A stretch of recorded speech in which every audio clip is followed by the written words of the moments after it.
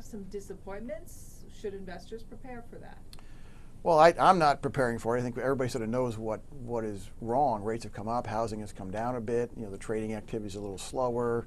You know, IPOs are good, but they're not enough. And so I think that's where you're going to see, you know, the downside. But I'm not that worried about near-term or anything. I'm really looking out 3 to 5 years and saying, what are these companies going to look like in 3 to 5 years? And that's really what I'm looking at. So do they look better than how they do Well, now? well, I think what you've got is an industry, especially at the big guys, where there's a lot of assets, there's a lot of liabilities, there's a lot of headcount, there's a lot of branches, and all that needs to be reworked. And so we're in a new environment for these companies, and so the question now is what managers are going to reshape those companies and take advantage of what's happening. Is Citigroup's new CEO one of them? He's been in his job for about a year. I mean, is that a better stock than it was a year ago, and is that a stock that you look to in the future? Well, certainly it's one of the ones that's a big position in my portfolio, and it's there because, again, I think the manager is thinking inward, which I think you have to do. You know, the outward part is over. We don't have to worry about credit as much. We don't have to worry about interest rates. We don't have to worry about the economy. Now we have to say, let's fix it internally. We need to find those managers. I think he's one of those. So when you say fix things internally, will we see these big banks shrink?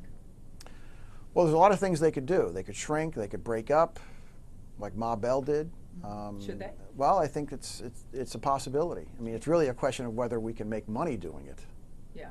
And I think if they view that they can make money where the 5 companies is worth more than the one company, then they'll do it. And if they can't rationalize that, they won't do it. So it's really a question of how they're going to deal with the next 4 or 5 years. Is Citi a candidate for that? Because certainly that was always something discussed in the past. Well, I think they all are. All of the big banks, Morgan, all of them are. And the really a question now is, how is that going to play out? So really, you've had 30 years of declining rates since really I started in the business. That's over. We're not going to have 30 years of declining rates the next 30 years.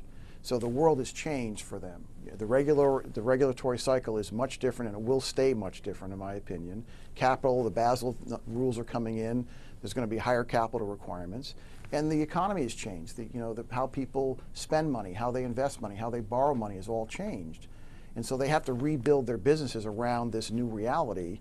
And it's just starting. This is the beginning of another long cycle of them reinventing themselves.